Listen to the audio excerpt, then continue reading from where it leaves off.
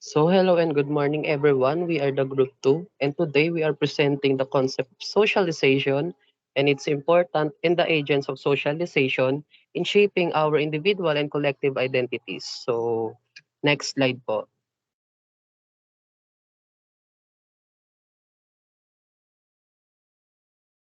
Next po ulit.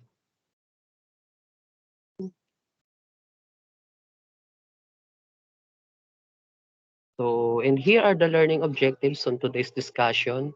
So the first one is we are determining the definition of socialization and explain its importance.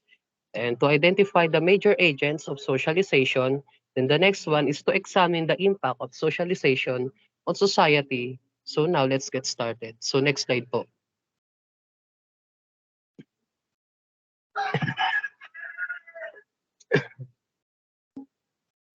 So meaning of socialization. So socialization prepares people to participate in a social group by teaching them its norms and expectations.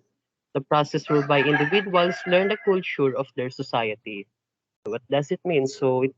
Socialization, it is a crucial process through which individuals learn the norms, expectation, and rules of their society and culture. So it prepares us or to them to participate effectively in their social groups. So norms are the shared expectation or rules of behavior that guided individual in a society. And they can vary across different cultures, communities, and social groups. So socialization helps us as an individual to internalize those norms, which may include customs, traditions, values, beliefs, and behavioral expectation. And this process of learning the culture of their society equips individual within the knowledge and skills necessary to understand how to behave in different social situations, interact with others, and function as a member of the community or society. So the next is socialization has a three primary goals. So the first one is teaching impulse control and developing a conscience, preparing people to perform certain social roles and cultivating shared sources of meaning and value. So I will tackle it one by one. So the first one is socialization serves several important goals in shaping individuals' behavior and attitude. It means that it teaches impulse control and helps develop a conscience. So this involves learning self-regulation, managing one's emotion, and understanding the consequences of action. And it also involves internalizing moral and ethical principles which guide individuals to different right from wrong to develop a sense of empathy and responsibility. So the second is the socialization prepares people to perform certain social roles. So social roles are the expected behaviors, responsibilities, and duties associated with particular positions or statutes within a society or culture.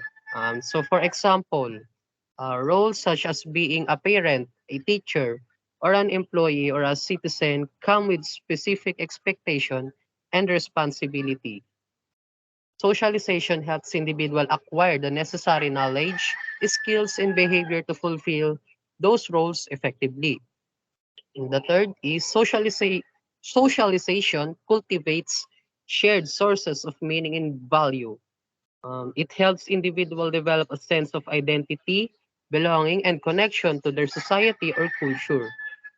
Through socialization, individuals acquire the cultural values, belief, and meaning that shape their worldview and provide a framework for understanding themselves and the world around them.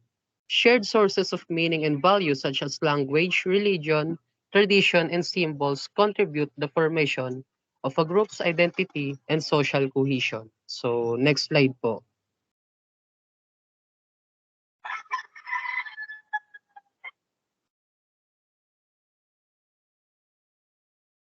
So, here are the importance of socialization. So, as an individual, social interaction provide us the mean by which we gradually become able to see ourselves through the eyes of others, and how we learn who we are and how we fit into the larger world. So, on my interpretation on this is socialization is a big fundamental process that helps individual develop a sense of self and understand their place in society. Through social interaction with others, individuals gradually learn how they are perceived by others. So how they fit into other social groups or community, and how they are expected to behave according to social norms and expectations. So the next is socialization is very important for children who begin the processes at home with family and continue at school. So which means that socialization begins in early life, with the family playing a crucial role in shaping a child's socialization process, such as the parents, siblings, and other family members are often the primary agents of socializations, and teaching children the norms, values, and behaviors of their family and culture. So, of course, as a children, as they grow, they continue the process of socialization in other settings, such as schools, where they learn to interact with peers, teachers, and other authority figures. So, socialization in schools also helps children acquire academic knowledge, social skills, and cultural competencies that are essential for their overall development and success in society. So the next is socialization is also important for adults who join new social groups. Broadly defined, it is the process of transferring norms, values, beliefs, and behaviors to future group members. So it means that socialization is not limited to our childhood or to our formal education. It also continues throughout adulthood as individuals join new social groups such as workplace, our friends, communities, and other organizations. So when individuals join a new social group, they need to learn the norms, values, beliefs, and behaviors of that group in order to be effectively participate and be accepted. So on this process, it involves adapting the group's culture and social dynamics and expectation. Also, socialization helps us individual to understand the unwritten rules and informal norms of a group, as well as the formal expectation and responsibilities associated with the roles. So it facilitates their integration into the group, promotes social cohesion, and enhances their ability to navigate and thrive in a new social environment. Next reporter po.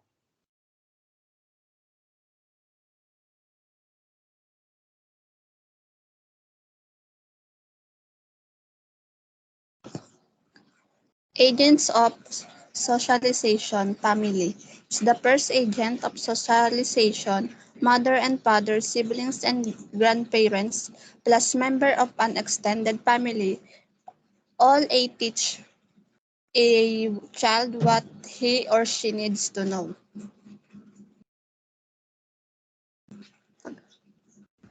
Family. The family is considered the first and primary agent of the socialization of the children. From birth, children began to learn and internalize cultural norms, values, beliefs, and behaviors through interaction with their family members. Parents, siblings, grandparents, and other extended family members play an important role shaping a children's world view and teaching them what they need to know about the world around them.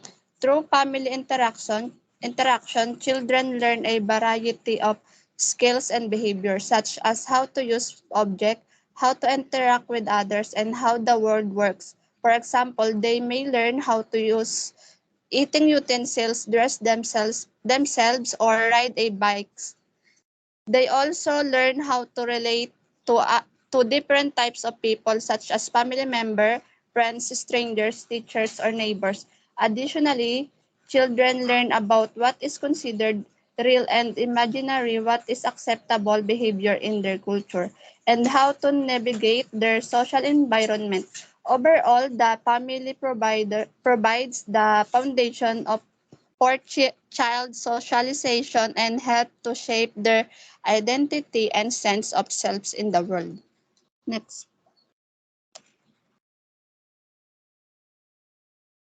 The second is peer groups.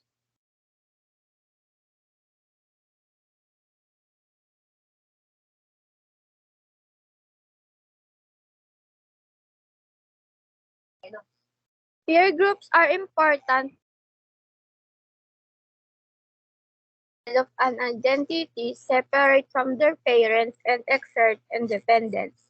So peer groups are individuals of a similar age and social status who interact regularly and influence each other's beliefs, attitudes, and behaviors.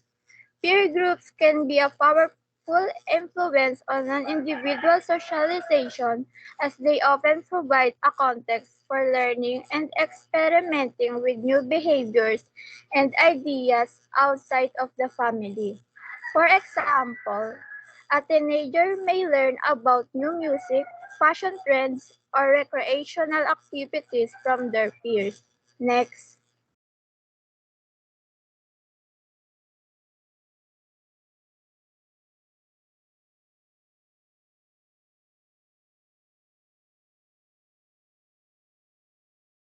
Next step.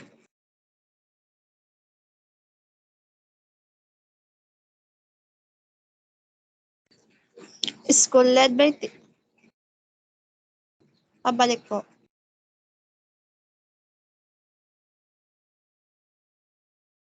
School led by teachers serving as role model and leaders regularly reinforce what society expects from children. Schools is one of the key agents of socialization because it it is where children and young people spend a significant amount of time and are exposed to a diverse range of individual and ideas. It points out the schools not only provide academic instruction but also teach important skills and attitude that will be necessary for children to succeed in their adult lives. One of the way that schools do this is by creating a sense of competition through the way grades are awarded by students are evaluated. By participating in competition and contests, children learn that there are winners and losers in society and that success is often based on individual performance. They also learn the value of teamwork and cooperation through group project and their collaborative activities. Next po. Fourth is mass media. Mass media contributes to socialization by inundating us with message about norms and expectations. So mass media refers to the various forms of communication that reach a large audience, such as television, radio, newspapers, and social media. Mass media is a powerful agent of socialization as it can influence individuals' beliefs, values, and attitudes about various issues. For example, media may shape individuals' opinions about politics, social issues, or cultural norms. And the last, religion. Religion is an important avenue of socialization for many people. So religion refers to the various beliefs, practices, and rituals associated with worshipping a higher power. Religion is an important agent of socialization as it provides individuals with a sense of purpose, meaning, and morality. Religious teachings often provide a framework for understanding the world and the role of the individuals within it. For example, a person may learn from the religious community to treat others with kindness, to forgive, or to donate to charity. Next slide.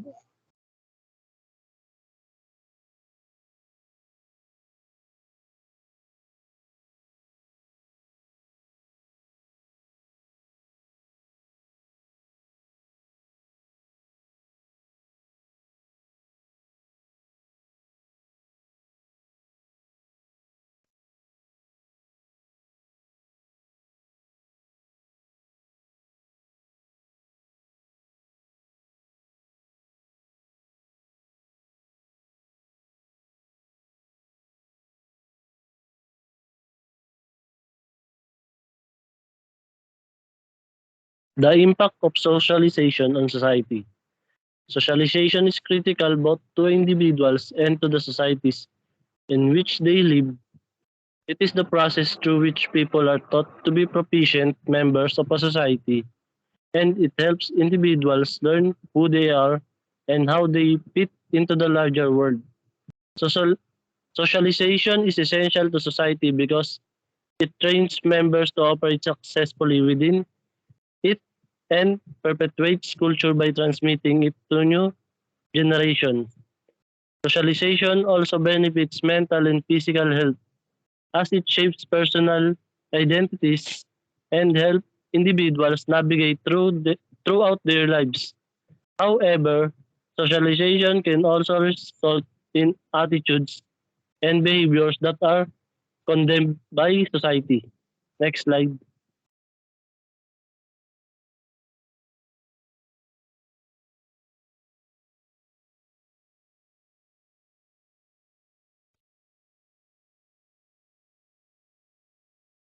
Cultural transmission. Cultural transmission is the way a person learns about a new culture by engaging and immersing themselves in the culture and the people around them. Another term for this is cultural learning. Cultural transmissions refers to the way of a person learns about the social behavior that make up a particular society.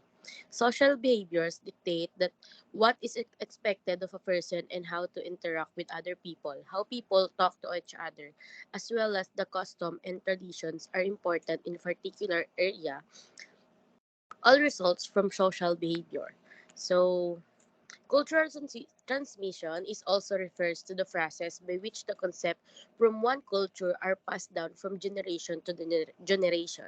This valuable information can also be passed cross-culturally. The cultural transmission process is constantly occurring as people mingle with each other, picking up culture cues from their interactions. And it also be applied to subcultures within a larger society. A person can remain within a large culture and choose to learn about a smaller subpopulation of people. So, next slide.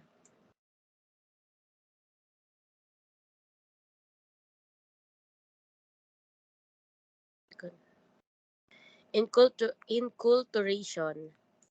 Inculturation is the process by which people receive information about their own culture. The media is a popular way by which people learn about the culture around them, and the social media is increasingly becoming popular as well. The process of enculturation result is in cultural competence, which is the main goal of cultural transmission. So it means it's the process by which people receive information about their own culture. The media, ay, wait lang.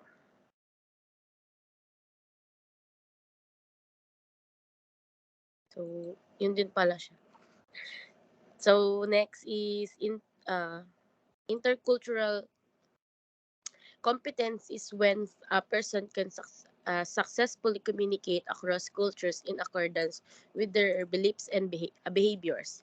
The person is free from stereotypes and prejudice and understand what is important to different groups of people. Intercultural competence produce a more cohesive, peaceful society overall. Next slide po.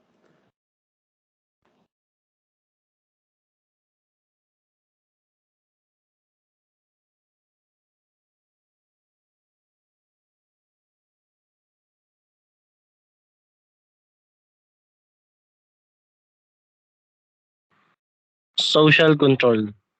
Social control is a tool used by societal groups to maintain order and ensure that their collective will is being followed by members.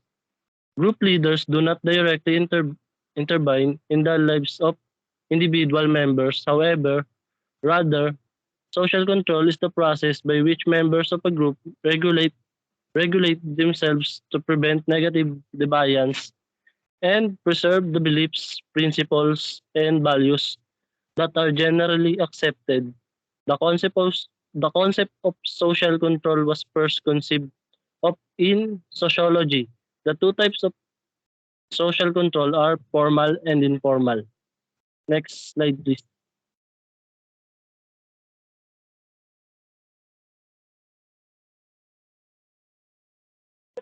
two types of social control.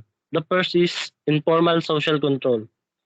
Informal social control is the adoption of a belief system learned through the process of socialization, especially informal socialization. As individuals gain more experience in that society, their commitment to the belief system will grow independent of the presence of reward or punishments, and they will be subconsciously act in the way they have learned. Next slide, please.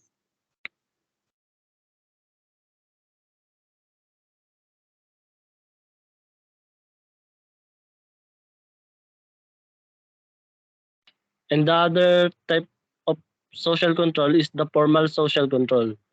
Formal social control, on the other hand, is used by cities, states, and bureaucratic agencies such as the police or the military. They can also be used by other institutions or societies such as religious or political groups. These institutions dole out punishment for deviant behavior and give rewards in various forms for positive behavior.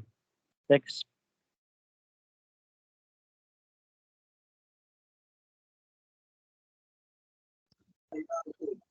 Formation of identity.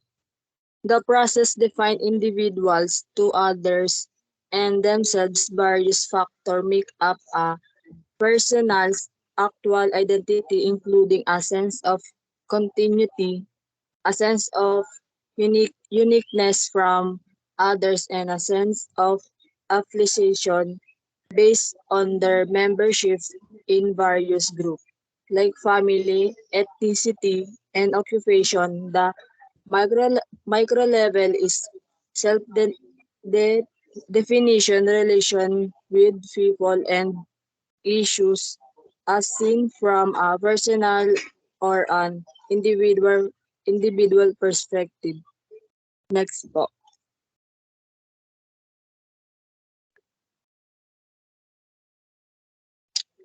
What factors influence identity formation?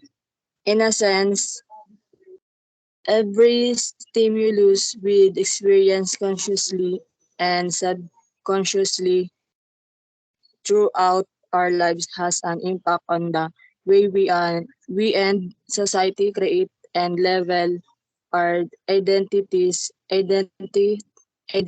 formation and evaluation are impacted by a variety of internal and external factors like society can act as a positive and negative force on our identity. The concept of collectivism, in which we view ourselves in relation to other within uh, our society, is just as important as individual. Finding a group that share as aspect of our identity and either help us accept or change how we identify ourselves, like ourselves, help us throughout our life, while individual focuses on personal autom- autonomy and self-expression. Collective highlights and significance of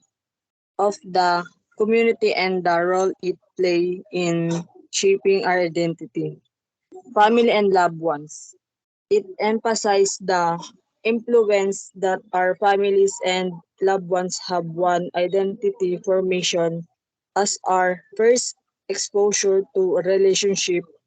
We consciously and subconsciously look to our parents, sibling, and extended family members as the building blocks of our identity formation. Similarly, our impact on their lives can cause their identities to evolve and change. Ethnic, ethnicity, race, and culture. These aspects of our lives are continually evolving and are defined both by the members of each group by society. While we cannot control our race and ethnicity. We can choose to immerse or distance ourselves from the culture, religion, and custom that we are born into. The factors begin to shape our identities from the moment we are born, especially if our families identify strongly with these associations. They create a foundation for our system of beliefs and influence our behavior and attitude. Location and opportunities. This how can location and opportunity can have a significant impact on our identity formation.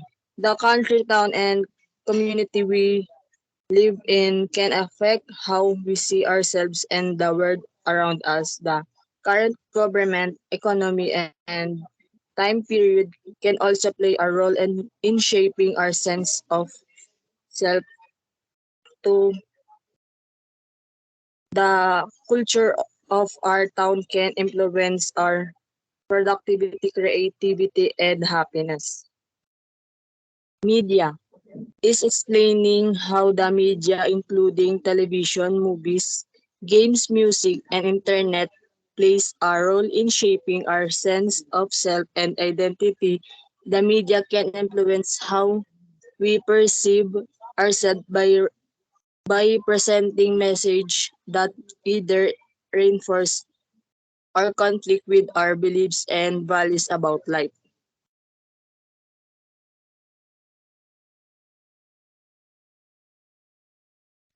Personal interests. Our hobbies and personal interests can be seen as expression of who we are individuals as they reflect our values, beliefs, and preferences.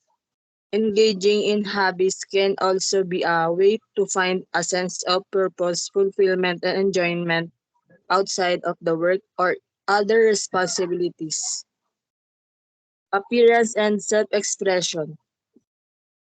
How our appearance and the way we present ourselves can impact our sense of identity as well as how others perceive and treat us. It acknowledges that our physical identity is not superficial and that we tie it to our sense of self.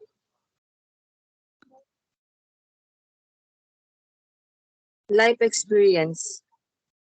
Our experiences, both positive and negative, can contribute to shaping our sense of self and our identity. Childhood experience in particular can have a significant impact on our identity formation. Development trauma such as abuse or neglect can have a profound negative impact on identity formation, especially if this stress is sustained over a long period of time.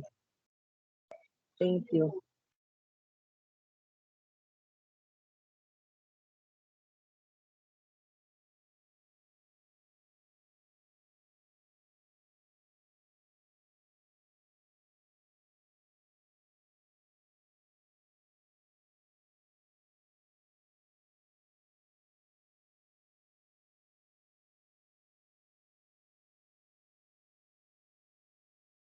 Okay na po.